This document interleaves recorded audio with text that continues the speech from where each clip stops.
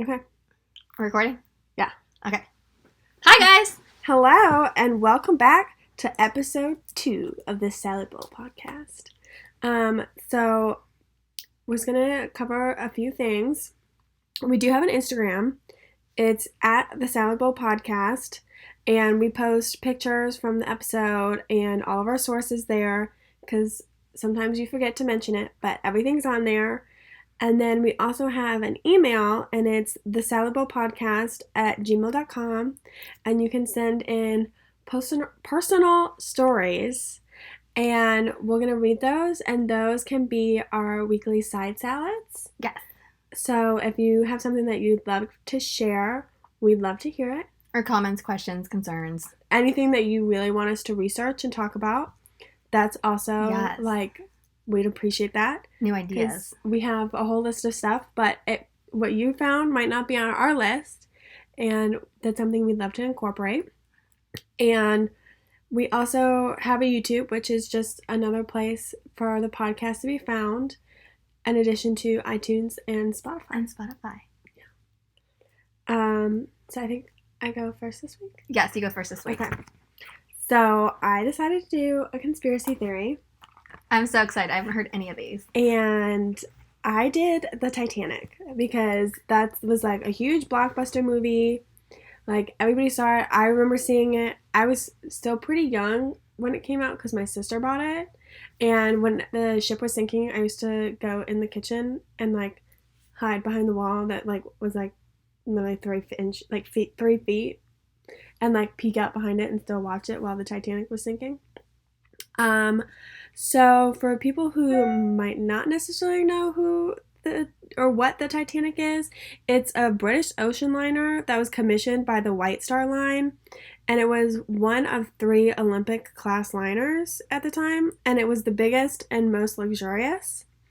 And it was supposed to it did set sail in April 1912, and it had a total of 2,200 people.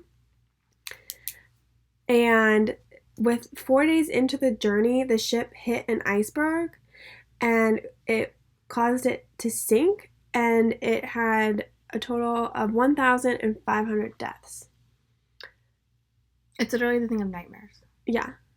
It wasn't a fast sink. Like, it was slow. And they didn't fill the lifeboats up to capacity. Well, because it was the unsinkable ship. They didn't need lifeboats. You can't sink the Titanic.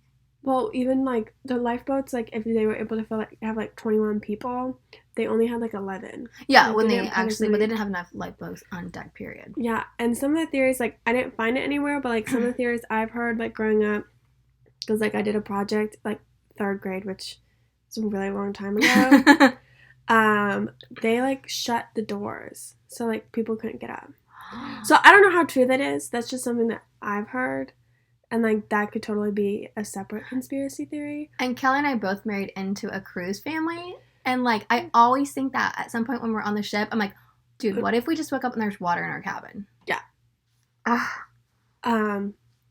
yeah, fun fact, I made a diorama of the Titanic. And my mom and I were actually talking about it, a week or 2 ago. Because she's like, no, we definitely cut the ship in half. And I was like, no, we didn't. Dad, lost his shit when we wrote Titanic on it and, shoved it in the box. But I made, little clay heads and stuff to, glue into the diorama for the people that were there. You're morbid. No, it was a diorama of the Titanic sinking. And I drew smiley faces on him. And my sisters were like, oh my God, Kelly, why did you draw smiley faces? I was like, they were swimming. And she's like, no. They were dying. This is why we're friends. Because I'm like, oh, that's morbid. What's wrong with you? Tell me more. But I didn't know. I didn't understand. Because I was like, they're swimming. No, they're dying. They're literally, freezing to death and drowning. And I'm like, oh, well, my bad. Oopsie. Okay, so one of the theories, which is why it sank so easily, is there was a possible coal fire prior to departure, weakening the hull of the ship. And there was definitely a fire on board. There's just not a lot of info on it. I couldn't really find anything. Yeah, I'd never heard that. So I was like, well, it would make sense. Because, if the steel is weakened and then, like, you get hit by an iceberg. An ice cube. Ice cubes hit your ship. Well, I mean, compared to the ocean, technically an iceberg is an ice cube. Mm-hmm. But, I mean, that would definitely sink it. Because it ripped into the steel. And, like, they were shutting the doors. Like, the compartments. Mm-hmm. And there were people down there. Yeah. Mm. Okay. So, the second theory is that the ship that sank actually wasn't the Titanic. It was actually the sister ship, the Olympic. Oh, yeah. And it was sunk as part of an insurance scheme. Your face. There's just so many people, like so many survivors. So the Olympic was already in 2 major collisions, and the repairs were extremely expensive. And one of the collisions was with a warship in 1911. Okay. So instead of, like, fixing it, they let that ship sink, and the Titanic was going to be sailing under the name Olympic. And the Olympic had returned to the shipyard where the Titanic was being built in March 1912, just weeks before the Titanic was supposed to depart. So if that was the case, they weren't intending to kill anybody. The ship was supposed to sink slowly and the passengers and crew would be rescued, but the ship apparently ran over the darkened rescue ship, which would have been which was mistaken as an ice cube. No, or an iceberg. No, an iceberg. No. I'm sorry, I don't know why I keep calling it an ice cube. No. But all the numbered, like, items pulled from the wreck were labeled 401, which was the Titanic's construction number, and the Olympic's number was 400. And I was like, but I think, like, looking at it, that was kind of an easy switch. Mm-hmm. Like, anything that you know is numbered, because you'd have an itemized list of everything that's numbered. You would just swap it out. And you'd, like, fix up the Olympic, and, like, would just, like... And the one, technically, if it's just, like, a straight line, can easily be made a 0. Yeah. I don't know. I just don't... I can't buy the whole they ran over the ship, and that's what they said was the iceberg. No. I was like... The other stuff, yeah, that's no, because possible. if they ran over that ship, technically, wouldn't all those people be missing? Yeah. There's more missing people. Or would it be like that ship was just like, what? And how big was that ship? If it was supposed to rescue all these people. Yeah. How big was it that it was mistaken? That's the part that gets me. I'm like, there's no way. There's no way. I was like, but I feel like that's, like, the most likely thing. Yeah, that's very reasonable. Reasonable. Okay, so this theory is about a cursed mummy. Yes. So there's a legend that an ancient mummified princess has caused death and destruction all over England in the early 1900s, and because it was excavated from Egypt.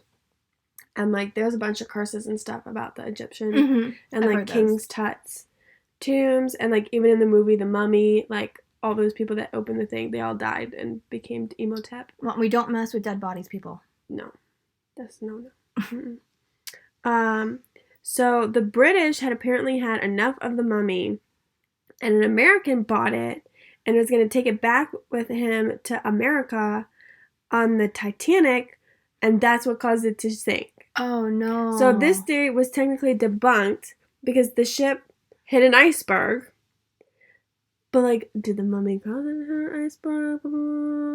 But the mummy was never technically loaded on the ship because they had to, like, put everything that was on the ship, like, on a list. And apparently the mummy is still at the museum. Never mind. Because it's called the Unlucky Mummy, and, like, they still, like, talk about it. They're like, this is the unlucky mummy that supposedly sank the Titanic. Because I'm like, is it that one? Or, like, is there another mummy? Like... Or was the owner of the mummy at the time a passenger on the Titanic?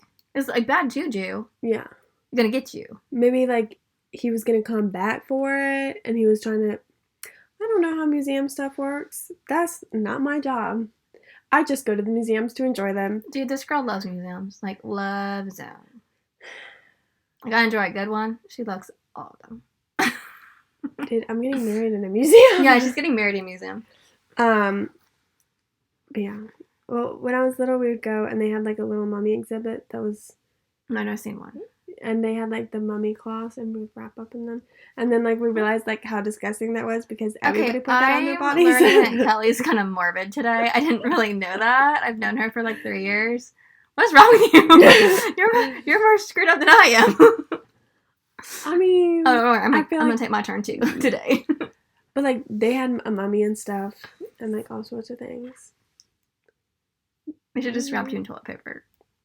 That was a thing. Did you not like the mummy? We've done the toilet paper thing. Yeah. No, we had like cloth and stuff at the museum. I think we did that with the patients sometimes too. That was one of the games we played. We had to wrap each other in toilet paper. You know what? My patients don't wrap each other in toilet paper because they're not allowed to hang out. So the fourth theory I looked at was called like the no pope theory. So Harland and Wolff is located in Belfast. And the theory is that when the new hull number was unveiled, it was 390904, which caused all the Catholic workers to react in horror. And why is because 390904 upside down and backwards is no pope. So I'm like, first of all, that's a little bit of a stretch. Like, you have, like, how are you going to... upside down and backwards? Like, you have to flip it upside down and then put it backward. It was like upside down is almost like, you know, like we do our crosses this way, but like satanic people do it this way. You turn them upside down. Yeah, but no, not backwards too. I was backwards. Like, wait, upside down and in the mirror. Yeah. I'm trying to make more into that. It is. And the Catholics saw that as blasphemy and were concerned harm would come to the ship. Well, I know these Catholics are very offended. Well, the yard number for the Titanic was 401, and 390904 is apparently made up. Oh. Also, Harland and Wolff employees were Protestant, and the employees had launched like an attack on all the Catholics in 1886, which like scared all of them off. So by the time the Titanic was there really weren't any Catholics. Oh. And Harland and one of the sources, it has a quote from like Anne Caulfield that she wrote that by the 20th century, Harland and Wolff had a reputation for only employing Protestants. So like the mummy and this theory are both debunked. You look so disappointed. I mean, I think those two are the best ones. I mean, arguably, I think they are the best ones. Mm-hmm. But there's a couple other theories that I didn't cover, but I did want to mention them. Okay. One of them is that J.P. Morgan was behind it to get rid of, like, some of the people that were against the Federal Reserve. So he, like, convinced them to get on the Titanic, knowing it was going to sink, and then it sunk, and they died, and the Federal Reserve was created. Okay. Yeah. Then the boat was sunk by a U-boat, which I was like, did they have U-boats then? Yeah, And I did look it up because, like, I wasn't exactly sure on the dates of the U-boats. And, like, that technically is plausible. Yeah, I was like, that's possible. Yeah. But I was like, would they really go after the Titanic? But they also went after the Lusitania, which they thought was carrying, like, gunpowder and ammunition and stuff. Which was true. They did go look, and the Lusitania was carrying that in its hull. So, I don't know if they thought that was the case with the Titanic, but it was going from Britain to America. Mm-hmm. And I think they would have attacked it going from America to Britain. Or whatever. Then there was another theory that a journalist predicted it. So, like, they predicted that the Titanic was going to sink, and then it sunk. And then there's another one where there was another ship, and they refused to help. Like, they saw it go down, and they didn't. They, like, decidedly not. Like, I'm going to say, just based on morals, that's false. Because I feel like most people, they would try to get close enough because you couldn't get too close because if Mm-hmm. you're too close, then you get sucked down with the ship. So that was like the whole thing where like they get in the lifeboats and then they're like trying to row as fast as they can. Mm-hmm.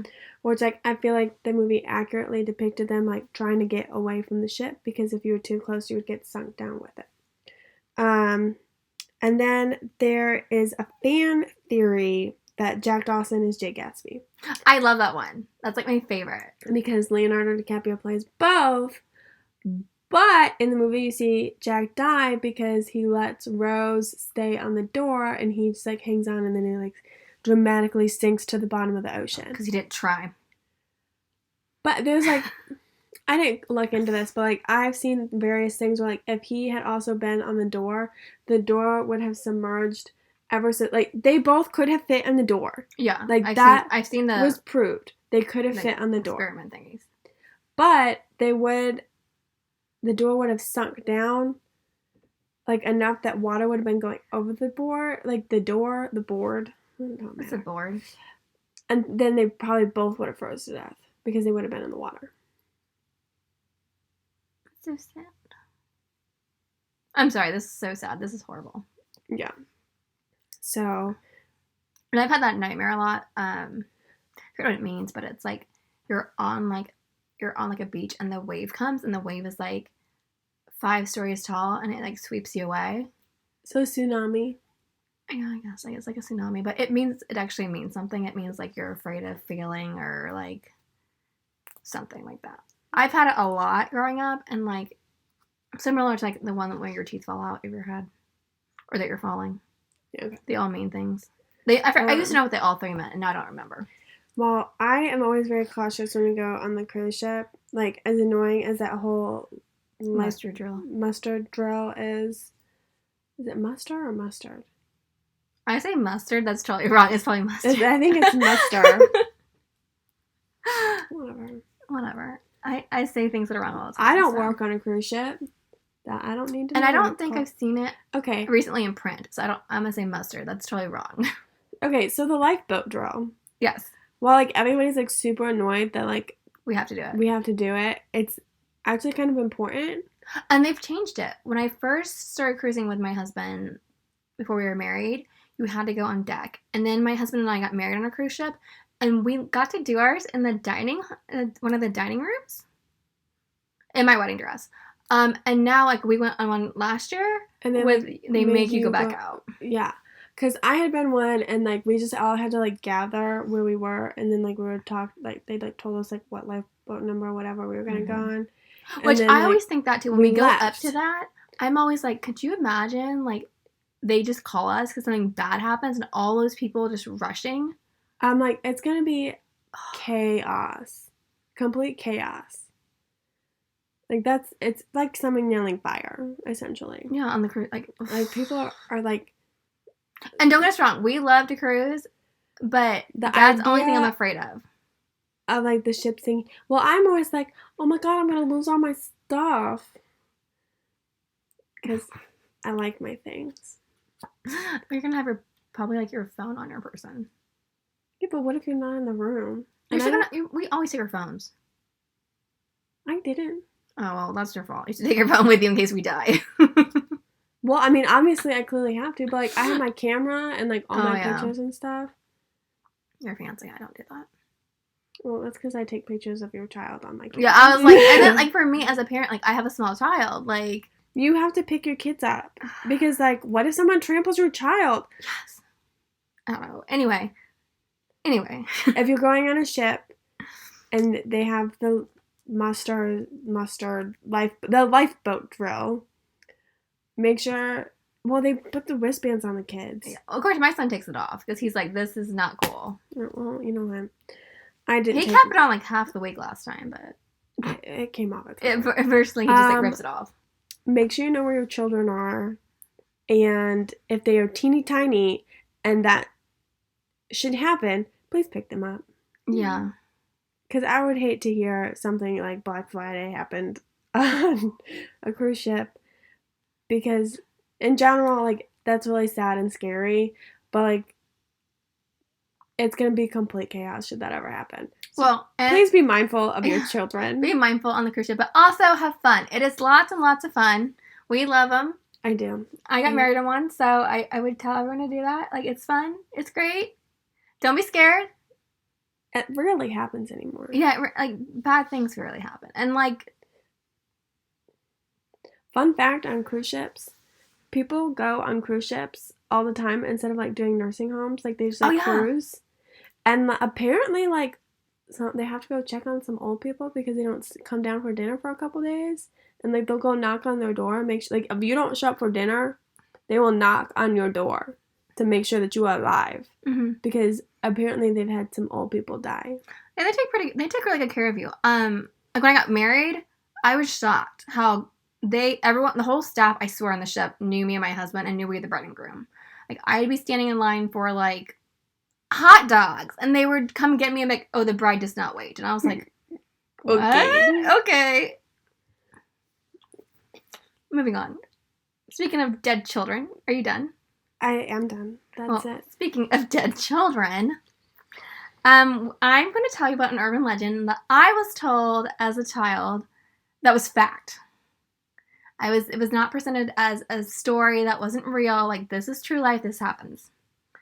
I'm going to do the story of La Llorona.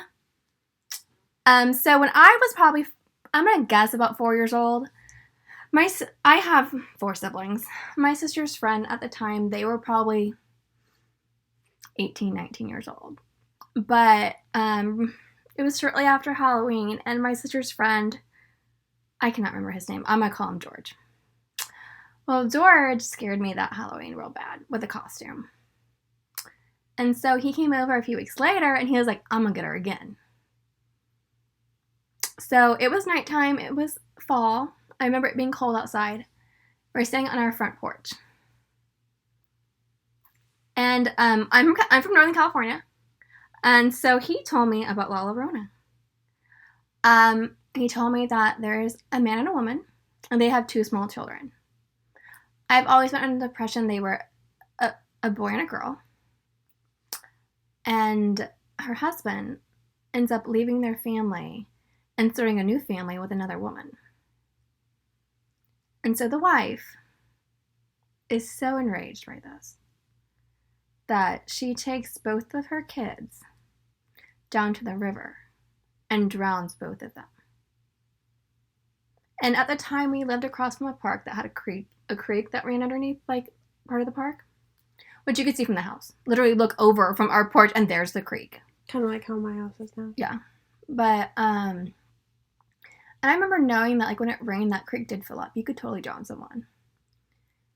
And then when the woman goes to heaven, God asks her before she can enter heaven's gates, where are your children? And obviously she doesn't have them. So God tells her she must return to earth, and she will not be permitted into heaven until she comes back with her 2 children. So what La Llorona does is she wanders at night by, in my case, the creek, in search of children who are out at night. And she will take you if she finds you out at night. And of course, we're out on a porch at night. I'm 4 years old. She will take you as hers. And I guess it was insinuated she murders you because she has to take your soul to heaven. So you better not be out at night or La Llorona will come get you. Well, out at night by water. And so, meanwhile, it's me, my sister, her friend, George. My mother is standing right there. So 4-year-old me looks at him and goes, you believe that? That's so stupid. And goes inside. My mom at the time was really into, like, horror movies and didn't have a filter of what we watched or consumed as children. So, you know, I told Kelly, when I was 3, Nightmare on Elm Street came out, and that was my jam. So, like, Nightmare on Elm Street, Child's Play, Halloween. I remember watching Candyman and Silence of the Lambs. Unsolved Mysteries debuted the year I was born, and that's always been my jam. Like, I love that. So my mom basically made me who I am today. And no, I was not scared. I thought that was the silliest thing I'd ever heard in my life. How is some ghost woman gonna come get me? And also, we had a big family. My parents were also foster parents. So most of the time at our house, we had 7, 8 kids. So I remember going to bed that night and thinking about it in my room with like 2 to 3 other people that I shared my room with. And I remember being like, well, you know, my older siblings, she would have definitely got one of them. And mom and dad had so many foster kids, who got one of them. No, she's not going to get me. And I did not know until probably I was a little bit older and like things like urban legends and cryptids and like paranormal things came on TV. And with the, I guess, explosion of the internet when I was probably 10, that I did hear the story again. And I heard different variations of the story. Some say like the man fell in love with this woman. She was so beautiful, but she was poor, but he loved her anyway. But then he does decide to leave her for another one. Most of it's he's leaving her for another one. Mm-hmm. Whether it's that she's from a lower class or just his wife. And some even say that she kills the children because her husband loved the kids more than her. Yeah. And there's no, this legend has been around since, like, pre-colonization. And most, like, it's mostly a Mexican culture thing, but so in Northern America, South America, like, this is a very, very popular. Everyone wants to claim this as their own story.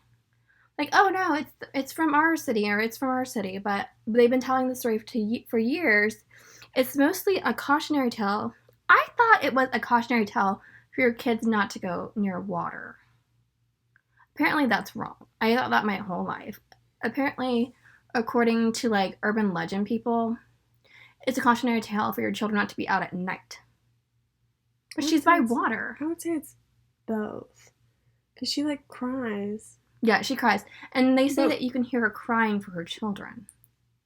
And people see her, don't they mostly see her by water? Yeah, they always see her by water. Because, you know, she walks on water or floats. Well, okay, that stuff I've never heard. Like, just word of mouth stuff growing up, I never heard that. But mostly she's seen by some body of water, lakes, rivers, in my case, a creek. Probably even, I'm not going to say the ocean, but the ocean, I would think, too. She's usually dressed in white with a veil, but I've also heard she's dressed in black. And I was under the impression also that she had a boy child and a girl child, which would make more sense. If you're going to scare little kids with that, you should have one of each. Because I know if George had told me it was a boy child, I'd have been like, oh, I'm fine. I'm totally safe. I'm a girl. That's totally, she's not going to get me. But I did read everywhere that said what sex her children were. It was 2 boys. I don't know. I would think it would make more sense to... I'm going to tell my children it's a boy and a girl. That way everybody's scared. Also, BuzzFeed Unsolved Supernatural just did one of their last episodes was on La Llorona. And they had covered a lot of material that I'd never heard before associated with her. So we did watch the BuzzFeed Unsolved Supernatural. It's season 5, episode 7. It's called The Hunt for La Llorona, the Weeping Woman. I left out too. She does, like, if you hear her cry, she cries in Spanish, and I did not try to write this phrase down because I'm sorry, all my Spanish teachers, and I'm Hispanic. My Spanish is horrible. But translated in English, she cries, oh, my children. So, like I said, I was not going to try to conquer that in Spanish. So, according to BuzzFeed, like, she also, like, will, seduce men and kill them? Like, if a man hears her crying? Well, I know I talked to you about the Supernatural episode. It's the very first episode. And it's La Llorona. And there's a bunch of men in the one town that just keep, like, disappearing. And it's La Llorona. And they make her confront her souls of her children. And then she, like, pieces out. Yeah. Obviously, like, that's not the story of La Llorona. Like, No. that's just for television, but I think it's cool that that was the first episode. Because you knew that. And I was like, Supernatural. what? But yeah, I'd never heard that ever. But that would make sense to me. Why doesn't she take children and kill men? Because she met her husband, too. Yeah. Yeah. I don't blame her. They also said that she could hover above water, like as in walking on water, like Jesus. Or she also has the ability to turn into a bird and fly away. Like a flock. Yeah. That's creepy. Which I've never heard either one of those. But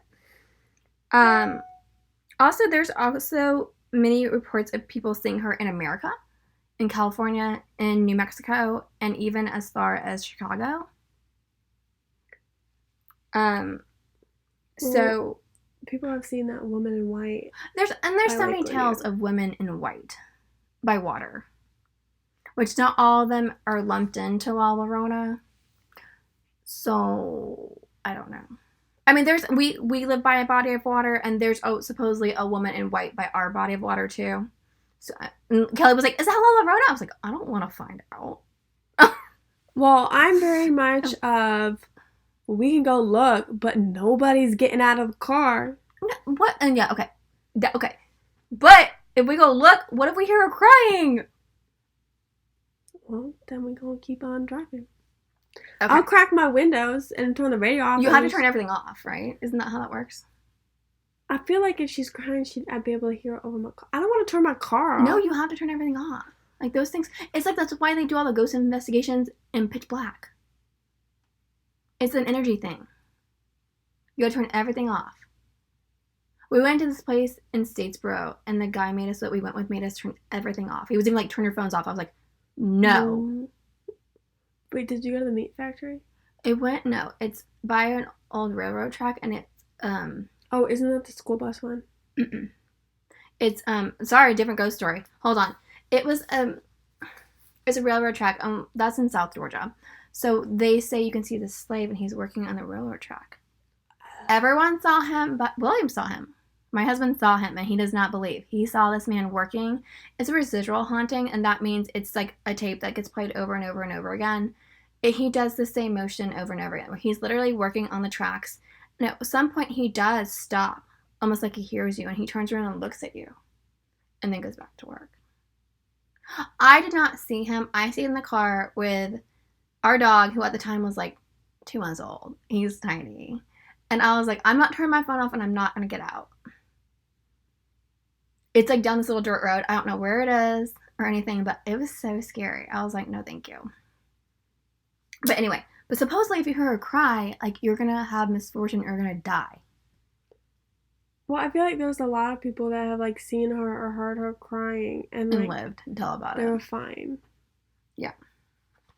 Yeah, there's actually this, like, in California, there's, a cemetery that was made in the 1830s, and they have reports of seeing her there by canal.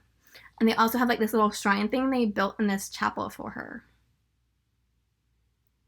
Probably so she don't kill nobody. Oh, yeah, I was like, I get, like, let's appease her. And some locals even wonder if she's really not a demon.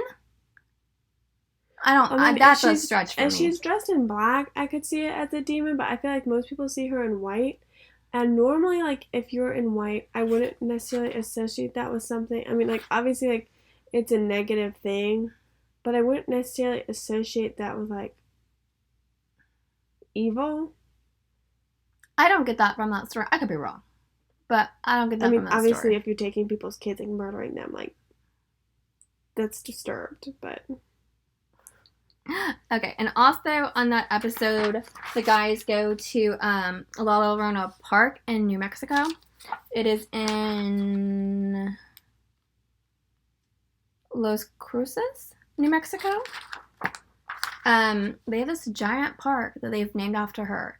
And on the plaque, it has like the sweetest little blurb about her. It was like, woman who weeps because, like, what did it say? Women that weep. I can't put this nicely. She, like, weeps for and like wanders for her children. Yeah, her children, her lost children, or something. I was like, that is the sweetest way to put that story. But no, it's this massive park. It has a great playground. I saw photos of it online. Yeah, because I watched the BuzzFeed with you. It's a pretty epic playground. Like, as a child, that is a playground that I'd want to be at. And it's, oh, dude, it's so nice. It's so messed up, dude. You're going to lure your children to her? During the day, but... And I looked them up on Instagram. I did the park location on Instagram. And literally, they're, like, running 5Ks there and stuff. And I was like, no. But you know you would do it if you lived in New Mexico. Oh, yeah, heck yeah. I was like, let's go every day. We're going to go walk around that park by that little lake or whatever they have. Also, that's the park where they have all the encounters. The guys from BuzzFeed were interviewing a girl. I thought it was multiple people. It wasn't. Who actually saw this woman at night. Well, her cousin saw her, too. Yes. Her cousin dipped and left her. Yeah, that's not nice. Although I can't say. You don't know how you're going to react. But I feel like you would have grabbed... Because she didn't know what it was until, like, she heard her and then was like... Yeah, oh, no. I feel like that cousin didn't like her very much. Because my sisters would have grabbed me. Yeah, I'd been like, Kelly, let's go. It's time to go. I think that's all I have on her. Did you just wrap up our salad? Yes. Package it real nicely? Yes. Would you like to add our toppings? Yes. We have really... I think we have the same topping this week. I think we have the same toppings because this is a whole lot of toppings. This has been a month in process. Technically, yes. Of actively doing it. Active planning, a month and a half. Yeah, but it's been years in the works. So, because I've been planning this for years. Okay, you guys. Our good news this week is tomorrow. We have invited friends and family to the house for a party. Like a light little get-together because my husband travels for work. He's been gone. We haven't seen a lot of our friends. One of your friends is moving. Yeah, one of our friends is moving. We haven't seen any family members recently. But what everyone doesn't know, including Kelly's mom, we've lured Kelly's mom to the house. It's a backwards surprise party. So we're throwing a backwards surprise party. It is a surprise party to announce my pregnancy and reveal the gender of my child. So we are decorating the house tonight and having everybody come to tell everyone, finally, we are having our second child, and it's a girl. Which is the second girl in the family. Like, there's, like, a huge line, like, the male line. There has been, like, no girls other than, like, our husband and fiance's cousin. And she's almost 25. So on my husband's side, there has not been a female child in 25 years. So... And we have pulled this off. Nobody knows. No one has the heads up. Oh, and the best part is my husband's brother, his middle brother, told the family that we're moving for my husband's job. So everyone thinks that we're going to announce that we are moving. Across the country. No. And another funny thing is we tricked my mom into making a red and blue fruit salad. We did. She's like, I want to help because that's my mom. And she's like, well, I'll make a fruit salad. I made a really cool one in a watermelon. And I was like, okay, sounds great. So it's like pink, red, and blue fruit inside a watermelon. Yeah, and then she tried to put like cantaloupe in it. And we were like, oh, we don't like cantaloupe. Don't do that. Yeah, I'm like, kids aren't going to eat that. So she's showing up a little early tomorrow with this fruit salad. And we made signs. We made a sign to put on the door. And I found it on Pinterest. Obviously, like, it's not... Yeah, I've seen it. It's not as cutely written... It's cute. ...as it was on Pinterest. Oh, we can post the photo of it. You know what? I don't know if we can do that. I don't know how revealing my front door is. We could crop it. Yeah. She made a cute sign. And it's like, he or she come in to see. And it's really, really cute. And I don't think people are going to see it from the street. I think... Oh, and we have one of those video camera doorbells. So we're going to catch everyone's reaction on the camera as they come in. And then when everybody goes home, we're going to watch it and make fun of them. Okay. Because that's the kind of people we are. I think that's all we have for this week. That bang didn't sound like the dog. No, but then I heard the kids next door. Oh, so they're okay, that's a story for another day. We would talk about Liz's house another day. Well, those kids are hitting baseballs against the house. I think it's basketball. Why is your basketball hitting the side of the house? Anyways, that is our salad with all of our toppings put in a nice little to-go pack. You can find us on Instagram at the Salad Bowl Podcast. There's going to be some pictures, more specifically of the Titanic, because we only have one picture of Lala Ronda this week. Because you can't really take her picture. We tried to find like some videos, but like. Well, and the movie has just come out, so I don't know what the images were before the movie came out, but when you Google that now, it's all the images of the movie. Yeah. So yeah, send us in your personal stories or anything that you want to hear at thesaladbowlpodcast@gmail.com. We'd love to add some side salads. So yeah, that's it. Well, until next time, guys. Enjoy your salad. Bye.